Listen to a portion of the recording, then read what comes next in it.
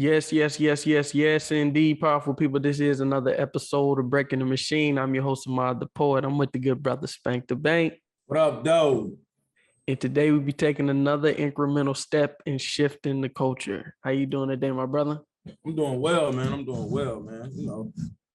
Shoot, another day out the books. I feel that, my brother. I feel that. My day's been good as well, man.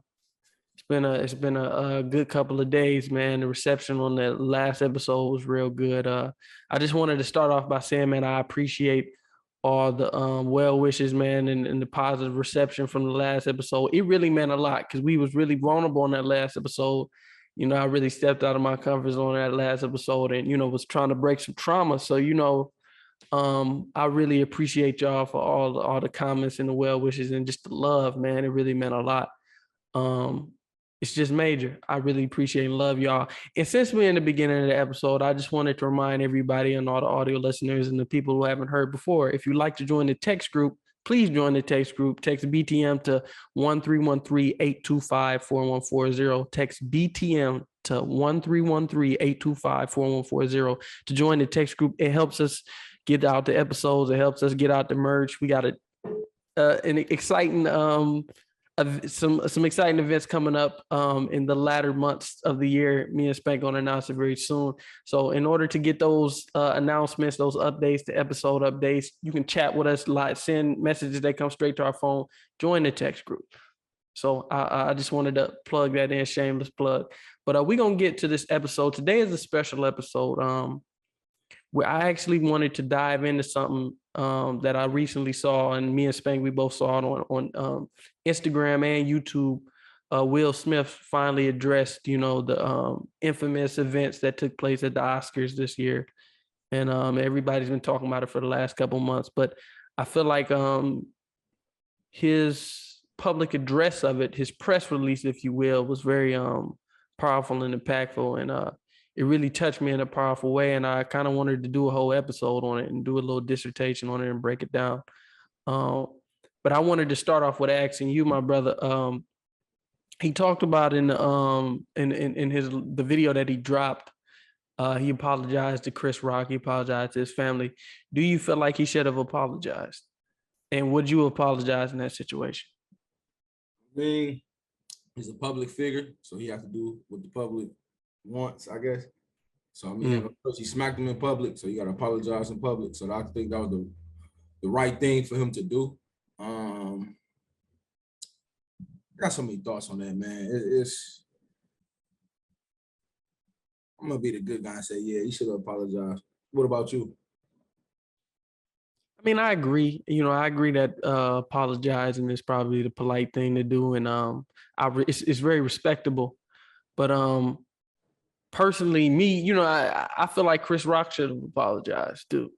Yeah, I don't know what. Yeah, it's shit. You know what I'm saying? They both victims, but I just feel like Will Smith is getting the real blunt of it. Like the blunt of the blame and stuff like that, and people saying, hey, he's a comedian. It's just like, man, at the end of the day, he's a man. Chris is a man. Yep. And it's just like, it gets into territory which is just, it's like, man. It made me respect Will more, man. He's not scared to speak.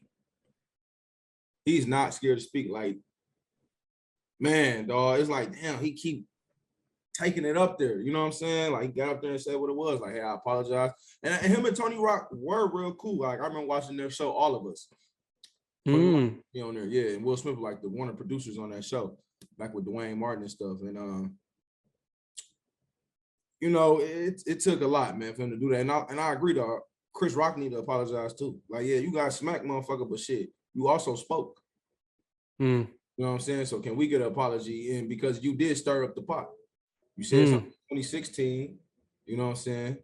Now you also come back and say something again. So he do have to say something. He does have to go public and be like, hey, maybe I went too far in the joke. You know what I'm saying? Like, it hurt my feelings, yada, yada, yada. But I do apologize for doing the joke, but. And one of the questions he addressed and a lot of people was talking about was the whole thing of his wife stemming up his emotions and all that, and he trying to get this man. You know, but I wanted to talk about that. You know, talk about because you said you was in a situation where you lashed out because of you trying to prove something Yeah, to a based on woman. how you Yeah, but yeah, and that was that's a real different, though. yeah, that was a different situation though. Like when I did Mm-hmm. that, that's because she called me a bitch. You know what I'm saying? Mm. So it was more, I'm showing you that I'm not a bitch. You know what I'm saying? Mm. Now, from Will perspective, I don't know why people think Will Smith's soft, but if you really look at him, that nigga dog big. But I think he was just fed up, and all I could think is he was just in that King Richard role. Like me, as being in acting or done like movies, sometimes you still be in the role, bro. It be days I'm still Spank. Spank is really a character.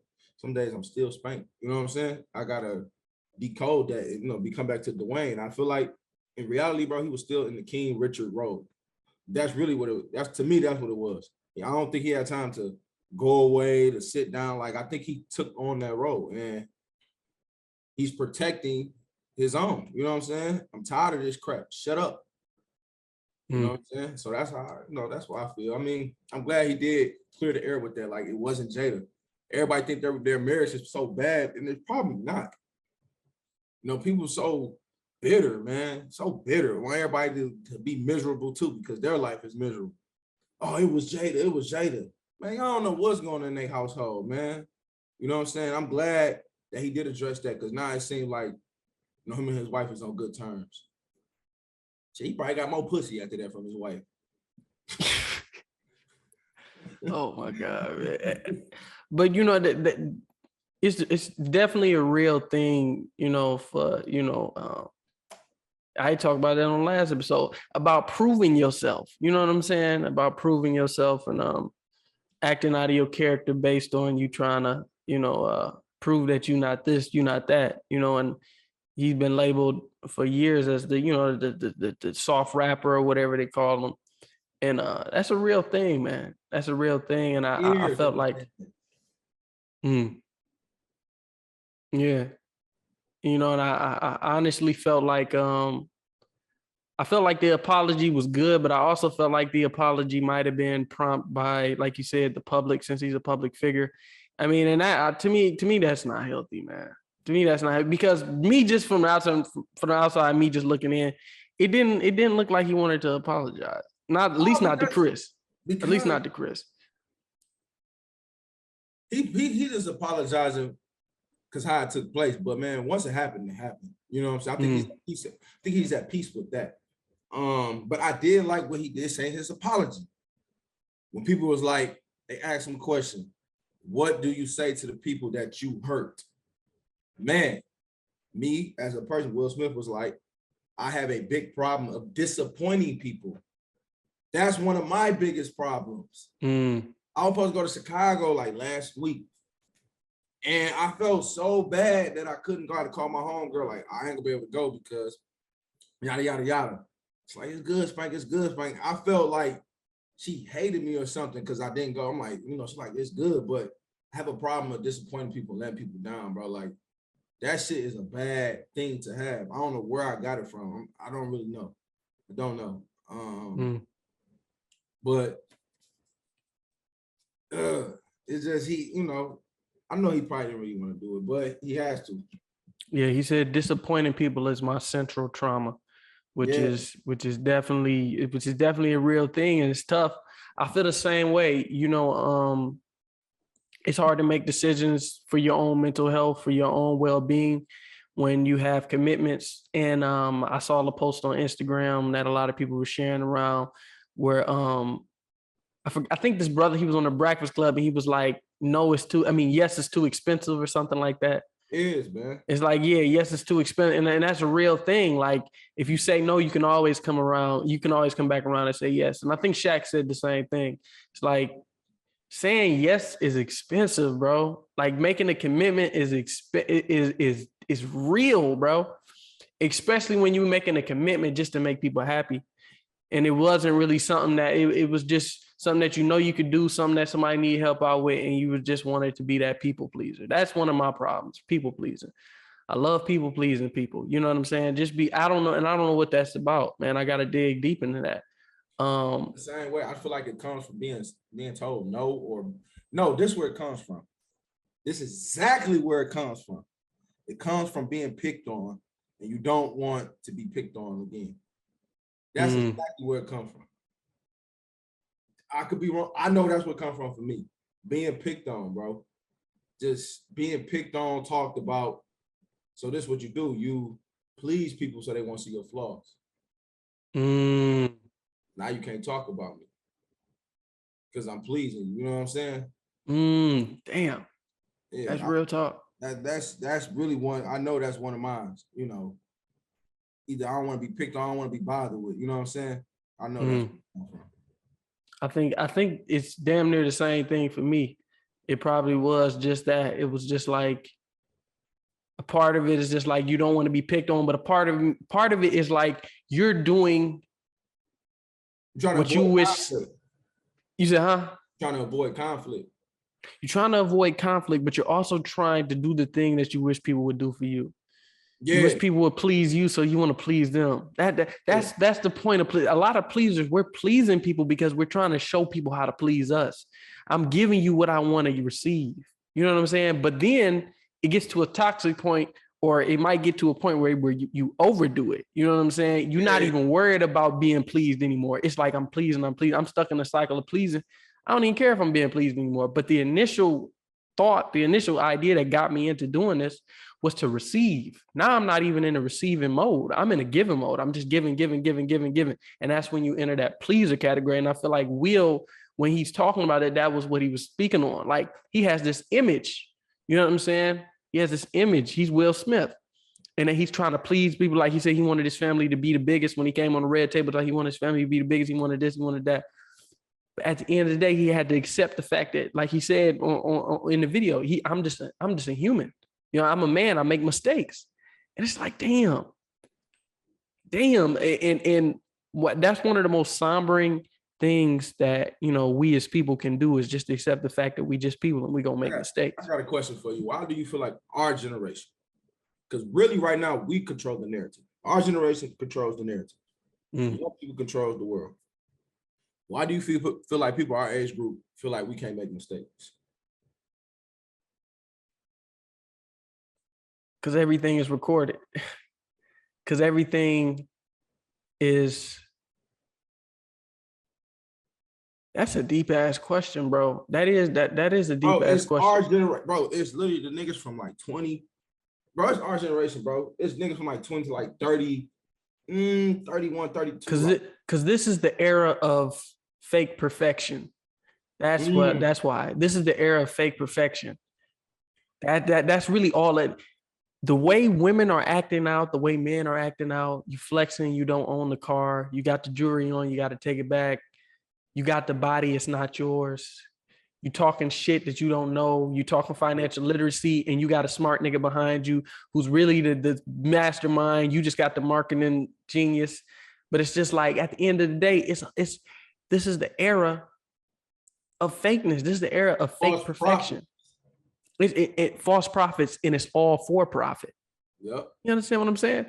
False prophets, and it's all for profit. The people who faking, they doing it to make a profit.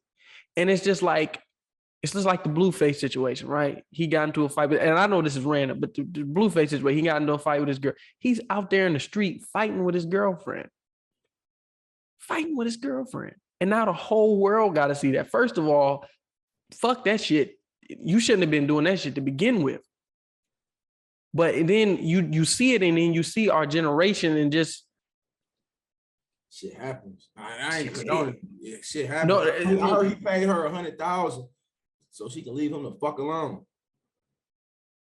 You know I got like a zero tolerance policy with that type of shit. You know what I'm saying? I do, but shit happens. I don't condone that shit. But shit.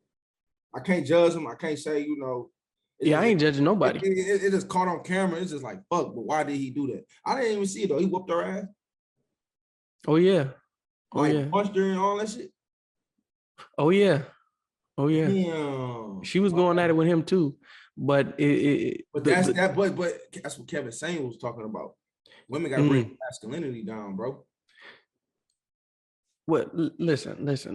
I'm No, I gonna get put what it you. like, Go ahead. Go yeah, ahead. yeah, yeah. Go But ahead, bro. my thing is, it's toxic just to be able to. It's toxic to see that, and a lot of the things that you bring up, even when you speak, you speaking for the brothers in the hood. I don't know if you speaking for yourself, but you right. That is a real reality. You know what I'm saying? That is real reality. People get into that. They do this. They do that, and it's very harmful for the world to have to see. You know what I'm saying? The fact that all these people might look up to this brother and they got to see that, you know, and that is the reality that we live in. A lot of people criticize and crucify people for things that happens in the normal world. We should be able to have a discussion about that, a real sit down discussion about that, and talk about how real that is. Because it's not just Blueface hitting this girl. No, it's not. It's plenty It's of niggas niggas. all.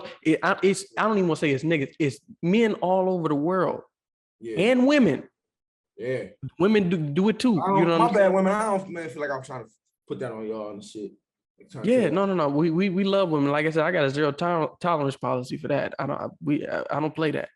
But it's like we have to have real discussions about this. We got to sit down and get real about it. We can't just say, "Oh, Blueface did it." It's a lot of dudes out here hitting they.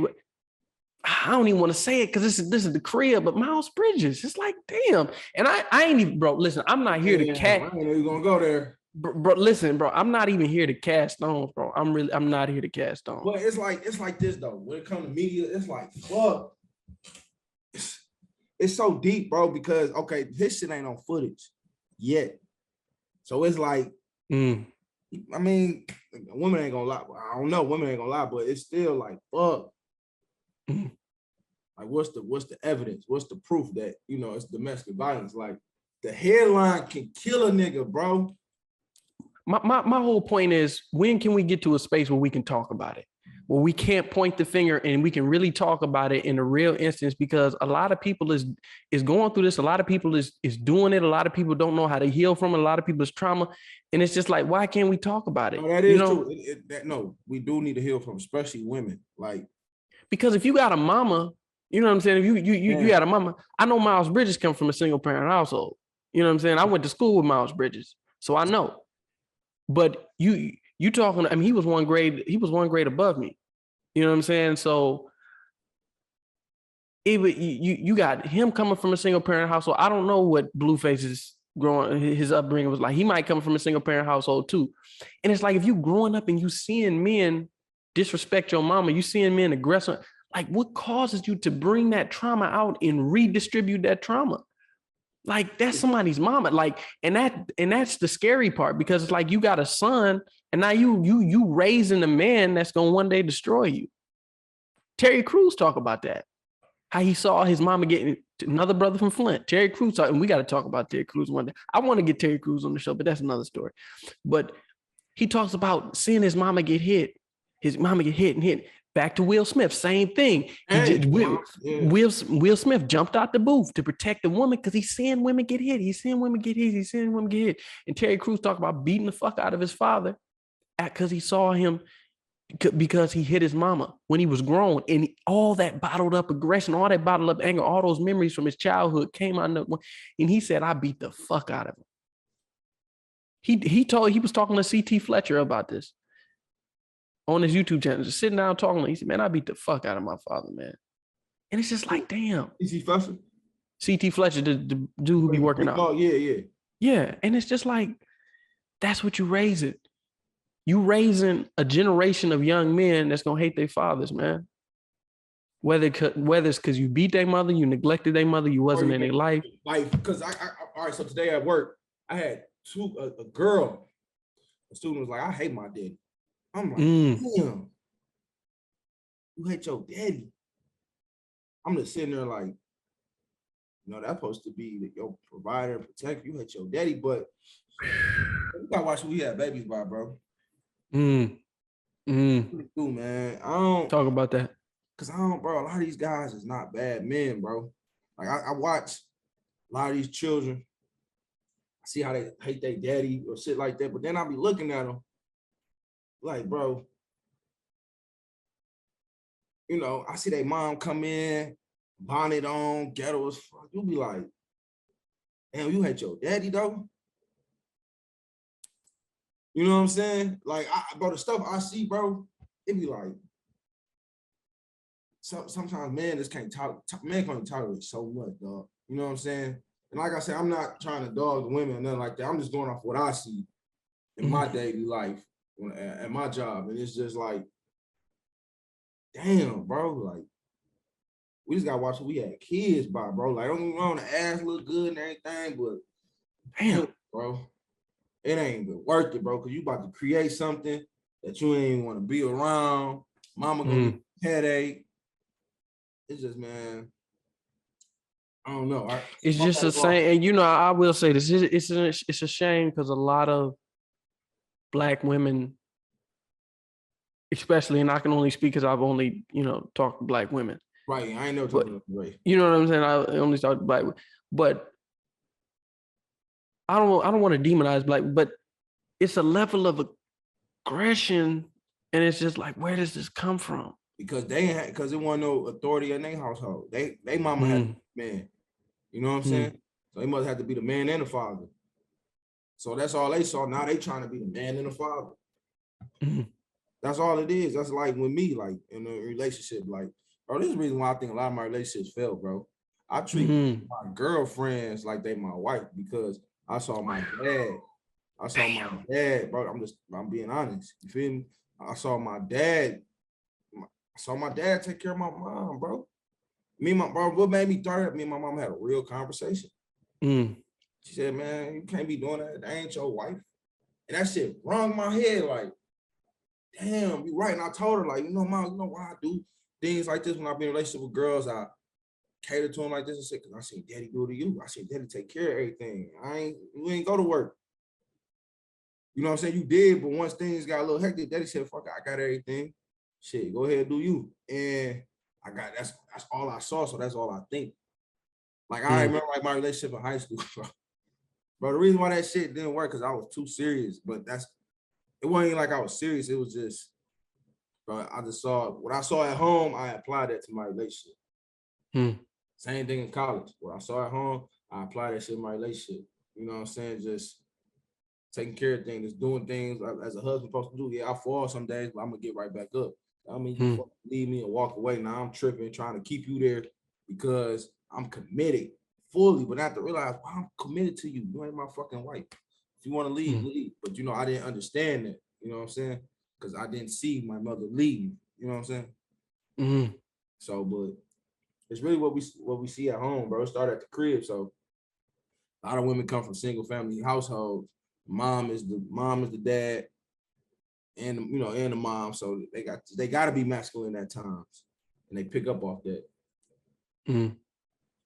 Man, that's real talk, man. That's definitely real talk, and it's just if I could send a message to the young brothers and the young sisters, people in general, it's just when you got somebody who's trying, you know what I'm saying, you just gotta try to work it out, man. If you're trying your best, like you said, you don't know what it looked like to give up. You don't know what it looked like to do. You giving it your all. And your all in the hands of a wrong person ain't shit at all. You know what I'm saying? It ain't shit at all. You might be giving your all, but your all in the hands of the wrong person, it's not shit at all, bro. Yeah. And it's draining. You know what I'm saying? So, and a lot of our culture go through that. A lot of us go through that, like especially the insecure girl that finally got the right guy. The nigga dogging her and all that shit. The nigga dogging her. She just can't leave him alone because she's so insecure. And let me tell you something, there's a lot of bad women, like cold pieces that are insecure. You'll be surprised, bro. You'll be surprised. And they just can't leave that man alone because of something. You know what I'm saying? You be like, man, girl, you the baddest guy walking through. What the hell? But and the dudes, shit, he finally got the coldest chick. Shit, he gonna blind himself, whatever. He ain't gonna see none of the red flags. He's gonna let that shit go. You know what I'm saying? I mean, we see it every day, dog. We see it like a lot of bro. We see it every day with the rappers and who they be dating, bro. You see that shit every day. You see it every day. No, that's definitely real talk. And I think what it really boils down to is people being able to acknowledge the fact that the things in your life, even if it's conscious or subconscious, they all affect you, man. The way you was raised affects you, whether you know it or not. You know, I know a lot of people, man, the way I was raised, it did, man. The way I was raised affected me. And I feel like I was raised in a beautiful way, bro. And it still affected me in a negative way. And it's just like, damn, bro, that's crazy to think. Like the fact you could be raised around love, beauty, majesty, kingdom, godhood, and you still be affected in a negative way. Like it's only affected because I feel like mine was only affected because I went out of that foundation. That's real talk. That's real talk. Keep it in the foundation.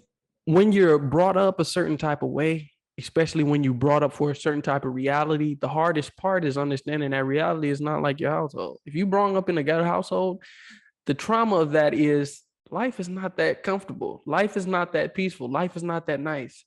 So it's like you brought up in a good environment, you prepared for a godly, good environment, but your environments that you got to deal with on a day-to-day basis is not like that. So me being brought up, being homeschooled and then went to private school, it set me up to be, sent off to the slaughter when I went to public school, when I got around other people, because I wasn't built for that. You know what I'm saying? I wasn't built for that, man. But like Wale said, I was born to lose and I was built to win. You know what I'm saying? So it's just like, shit, they wanted me to lose, but I was built to win, man. I was built to win. But I've definitely experienced that. But I think people just got to acknowledge, like, we all got traumas, man. Nobody's perfect. I can't stand somebody who thinks that they're perfect. Like, and I'm not saying that you shouldn't think highly of yourself, but it's just like, listen, even the most perfect people have imperfections. I know a lot of people be like, man, Ashe King, you be doing that. I got a lot of problems, man. I be speaking through my spirit when I get online, when I get on the podcast, because that's me. You know what I'm saying? The things I say and the things I actually live it. But I have problems just like anybody else. That's why, that's why I said you gotta love yours, bro. That's why I said you gotta love yours. I'm no better than any other man. I'm just another man. I'm just a different person, just a different flavor, but I make mistakes just like any other person. I have insecurities just like any other person. I make all these things, man. All these things. So if you got a man and you got a girl, whatever it is, don't be looking at this person because they got this, they got the same. It's gonna be the same problems, different flavor. Know what you like and stick with that. You know what I'm saying? Know what you like and stick with that. Know what works for you. But back to the whole Will Smith thing, because I still want to expound on this. He said, I'm deeply remorseful and I'm trying to be remorseful without being ashamed of myself. And I think that's a very big thing. In order to. That sounds like suicide. How so? It's like dog trying to keep himself together. Like, it's like he fucking going crazy, but it's like, damn, Will, I fucking hate the world, bro. What happened, bro? Like, they asked him a question, is violence? He tried to say, violence is not the answer. Man, shit. Man, if I look through history, bro, violence is the fucking answer. It's like what Courtney's talk about. You got to love your lower self. How do you do that, though? When you make a fucked up mistake, bro? How do you love yourself when you make a fucked up mistake? Because in our minds, in order to be remorseful, in order to repent, in order to be remorseful, you have to hate yourself. You have to be ashamed of yourself. Shame comes with repentance in our mind. Right. Instead of owning what you did, owning the emotion, owning what made you do that, and understanding that it was an external force that got on me, because I believe I'm pure at heart. You know what I'm saying? I believe all people are pure at heart. So if I do something negative, it was a demon on me. That's why when I be saying I'm battling my demons, I'm really battling myself. But I understand I'm a child of God. I'm pure. So if I do something negative, and that's what I be trying to get people to understand. If I do something negative, it wasn't from my heart. It was from my flesh. My heart is pure. My flesh made me do something. Say that again. It wasn't from my heart. It was from my flesh. I didn't even want to do that shit. Niggas trained me to do that shit. I was taught to do that shit in order to protect my heart. I was taught to be in my flesh. When you coming through school, in order to protect your heart, you have to be in your flesh. Whether that's you dealing with women and you not trying to get your heart broken, so you trying to be a player like these other dudes, or you trying to protect your heart, so now you have to put on a persona in a front in order to protect your innocent heart that doesn't want to be hurt, that doesn't want to be shamed and carted off and put in the corner as one of those weirdos. You have to put on something in your flesh. You got to put on a different type of character in order to protect your heart. So a lot of the things that I do in my flesh, I'm like, that's not me. That's not my heart. I do things in my flesh to protect my heart. It's not me. It's not me. And I think one of the valuable things that a lot of people take for granted is someone who wants to do better. You know what I'm saying? Who wants to do better and knows that they doing wrong. You know what I'm saying? But that's the thing. He wants to do better, but how do you get, like, I ain't gonna say how do you get better. How long does it take till you get better? Damn. Because that's the hardest part. Like, I think when you getting better, you have to take that shit day by day. It's like, damn, when do you know you got better though?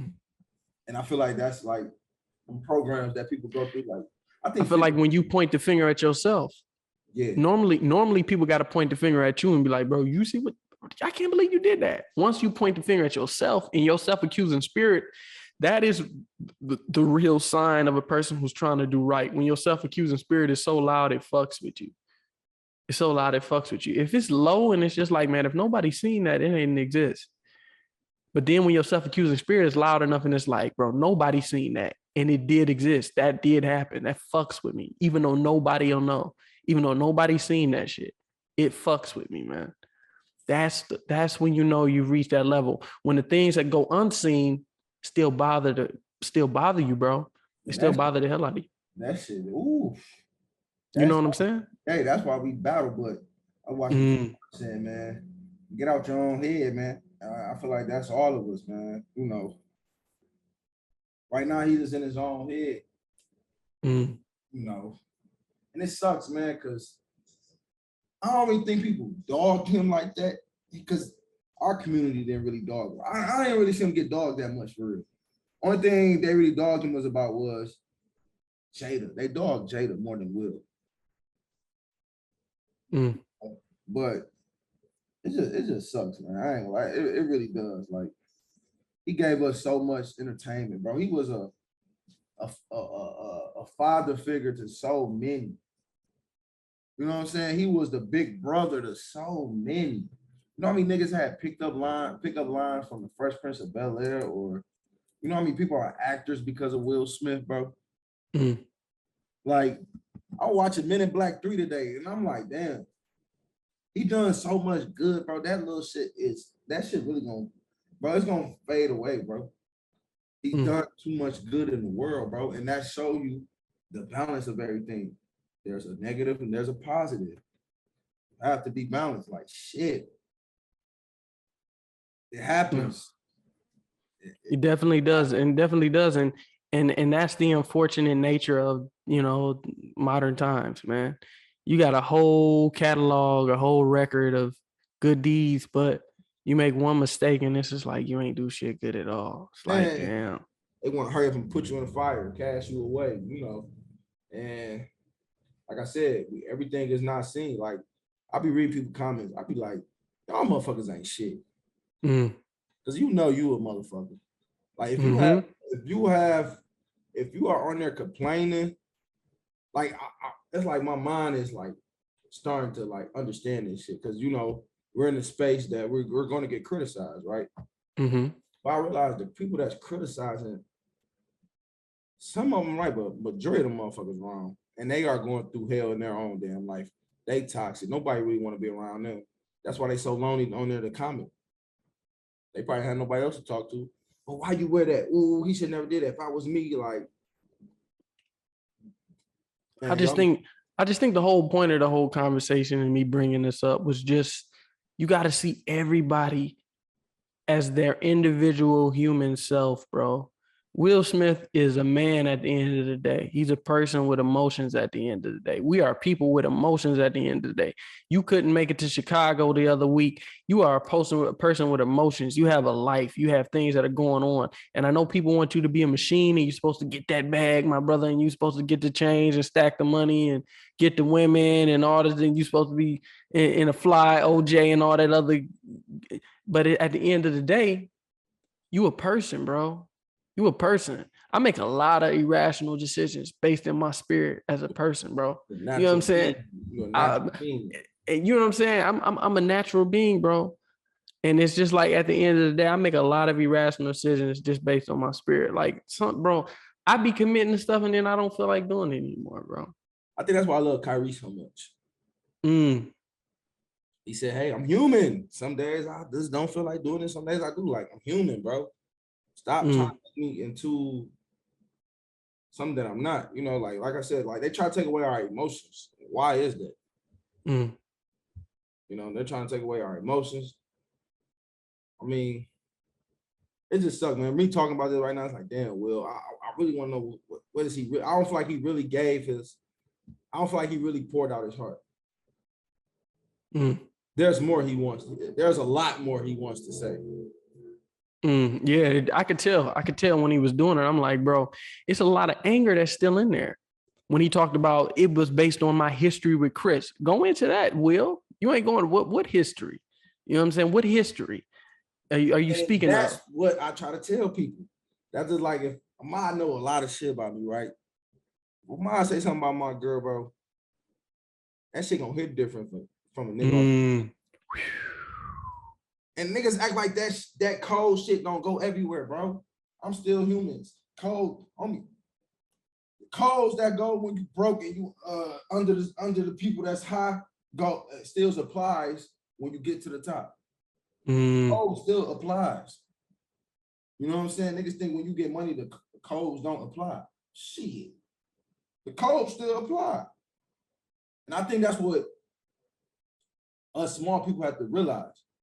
Only because a person is more, we think a person is higher than us, we feel like they're not subject to the same codes. And that's where the disinfect comes. And it's like, well, I'm apologizing to all these little people down here, but at the same time, these little people make me too. So I gotta keep them. I don't know if that's wrong to say it like that, but I won't call them little people. But I mean, at the end of the day, it's just people. You know what I'm saying? Everybody who helped you get there. Yeah. But it's really when they put you on that pedestal, everything can seem little when they put you on that pedestal. Yeah, like, and that's why you should never go up on there. Yeah, I didn't ask to be put on no pedestal. Like, I know how you feel. You know, I know people coming to you like, man, you know, make me do this, you make me do that. You like, yo, shit, man, you could do this shit too, bro. Don't stop yourself. You know what I'm saying? God just spoke to me today. I'm just gonna post a video today. You know what I'm saying?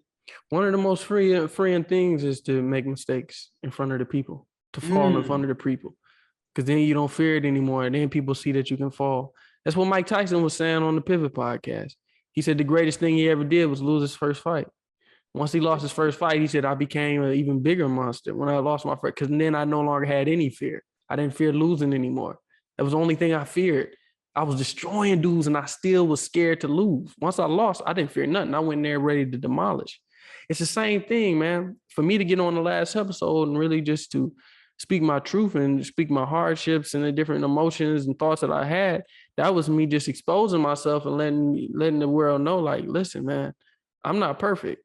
You know, I go through trials, I go through hardships, and I make a lot of mistakes. You know, I make a lot of mistakes, bro. I cry many nights. I'm very emotional. I make a very irrational decisions sometimes based on my pride, based on me knowing my worth.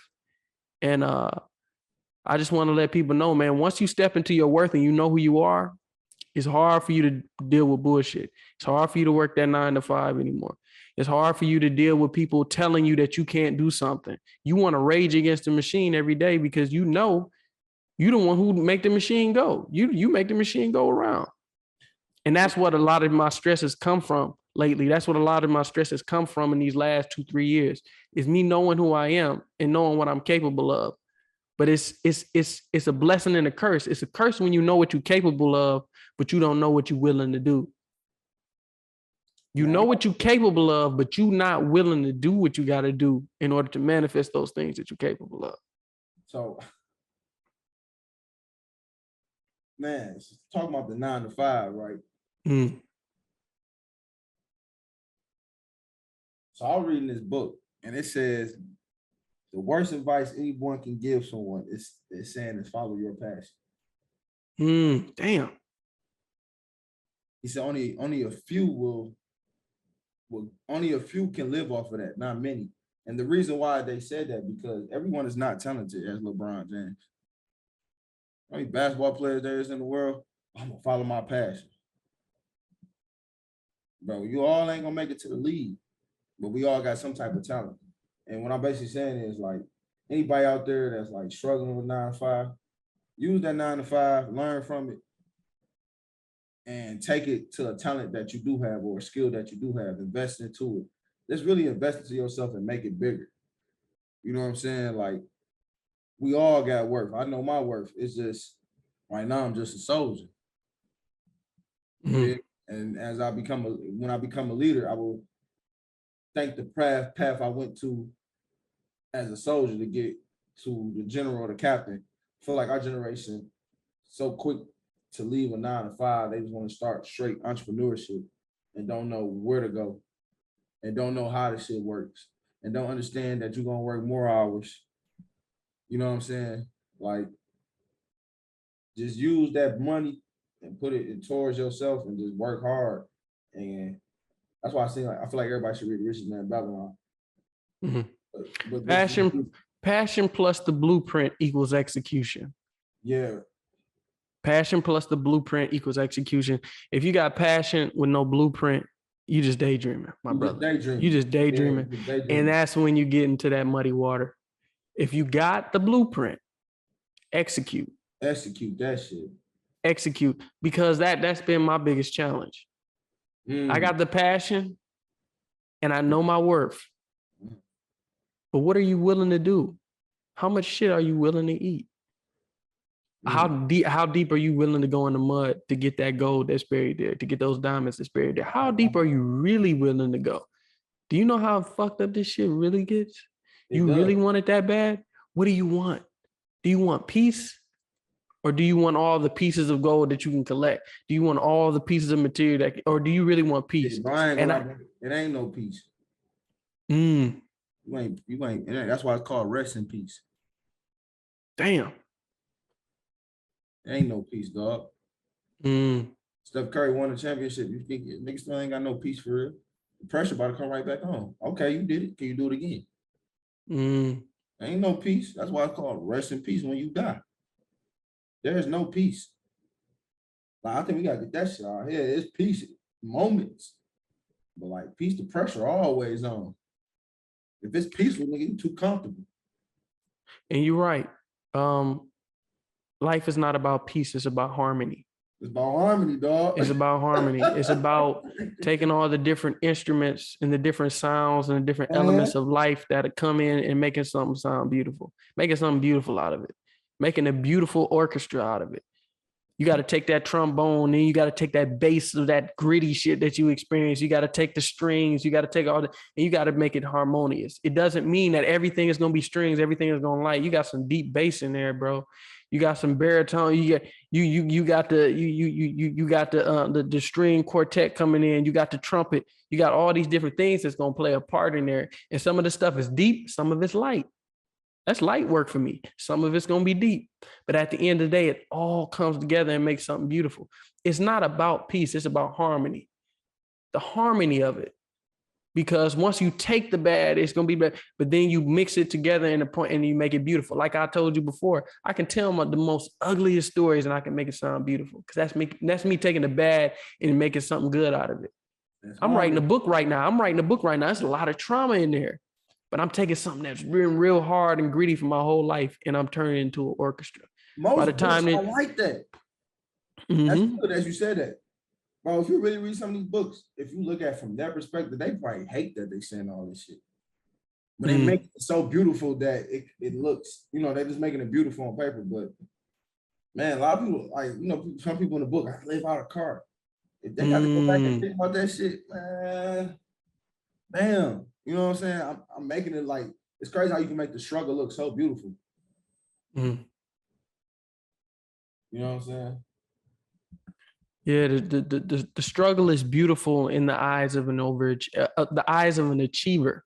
Somebody who knows that they're going to overcome their situations. The struggle is not like the struggle that I'm in right now, the struggle that I've been experiencing, the struggle I've experienced through life. It's not ugly to me because I know I'm going to overcome. I'm not a victim. Nothing is happening to me. Everything is happening for me. You know what I'm saying? So I know all this stuff is building me for something greater. It's all building me for something greater, bro. I'm not a victim. You know what I'm saying? I went out of that victim mentality.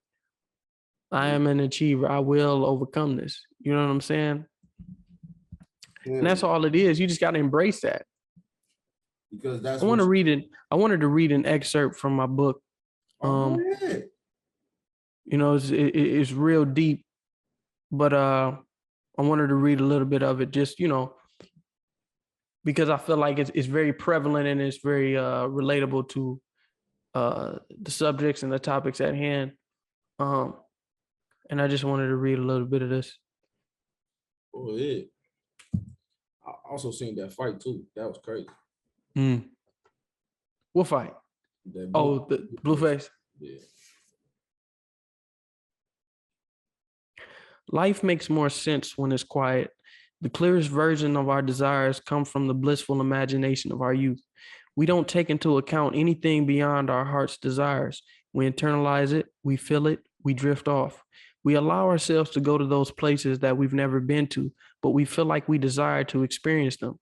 We don't feel bashful for believing we're capable of experiencing those things. We are eternal. We dream those dreams that take us to those places in the universe never charted. We are indigo children circumnavigating the cosmos, bringing back universal fruit so the earth may evolve and blossom with new treasures. And just like that, the indigo children heal the earth once again and restore balance to the universe, gathering God's answers to man's problems scattered throughout the heavens and the cosmos.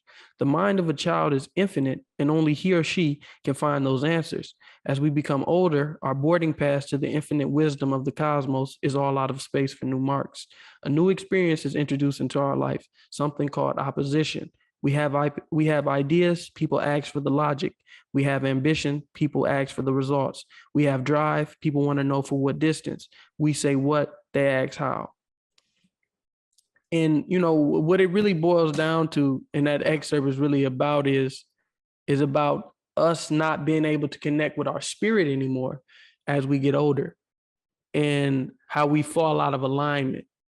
So I only say that to say a lot of the issues and a lot of the problems that we have on earth are going to be solved by the children, are going to be solved by the youth. They're not going to be solved by us. And we're still in that age group, our job and our task is to guide the youth. A lot of us are told that the elders are supposed to guide us, and they are. But you have to understand that this is a new time, and this is a new generation. There are no old OGs. There are only young OGs in this generation. The young listen to the young. They don't listen to the old anymore. And it's crazy. So you have to understand that and understand that it is now our responsibility, the people in the 20s, you know what I'm saying? This is the millennials' responsibility in order to teach the younger generation that's coming behind us, bro. It's literally our responsibility to be their OGs, to be their elders, to be their young OG. This is our responsibility because they're going to change the world. We still have enough youth to touch them and enough wisdom in order to guide them. You know what I'm saying? Because they look at us and they see themselves, but we have enough wisdom and we predate the internet for us to be able to get to that. We bridge the gap. That's all I'm saying. We bridging the gap. We the man in the middle right now. And we supposed to be able to help them usher in a new existence, usher in a new reality. And only they have the answers. We don't have the answers. We can just teach them what the answer ain't. They're like, hey, bro, I want to try. No, homie. Listen. I know you about to get the answer to change the world, but my nigga, I tried that. That's not the answer. My generation, we tried that shit. That's not the answer. You want to do that lean? That's not the answer. You want to have sex with all these guys? Bro, that's not the answer. You want to do that? We just hear, we don't have the answers, Sway. We don't have the answers. But what we do is we do know the wrong answers. So we just got to teach them the wrong answers and help guide them. You know what I'm saying? That's all we got to do. But we are that bridging gap. We the man in the middle. We the man in the huddle. It's just like when you're playing football. The dude who's the captain of the football team might not be the best on the team. He just know how to bridge the gap. He know how to bring everybody together. He might not be the one who's gonna get that D1 scholarship, but he know how to bridge the gap. I ain't got to be the most incredible one. I ain't got to be more incredible than the little homie. I'm just the man that bridge the gap. I'm the one with the words. You the one with the action. He the one with the money. He the one with the swagger. Everybody got a different part to play. Play your part, player. That's all I'm saying. You feel what I'm saying? Hey, man. This is another episode of Breaking the Machine. I don't know what we're going to call this episode. But we could call it Will's Room. I don't know what we're going to call this, man. Ain't no peace. Damn, nigga. Ain't no peace, man. Hey, this is another episode of Breaking the Machine. I got the good brother Spank the Bank on this episode with me. I appreciate y'all tuning in. If you haven't already, text BTM to 1-313-825-414. It's a real shameless plug. This is another episode of Breaking the Machine. This is Gospel Wednesdays. This is the Bible study Wednesdays, man. This is Breaking the Machine. I'm out the poet Spank the Bank. That's a wrap. You dig? Yeah, bro, that shit was beautiful, man.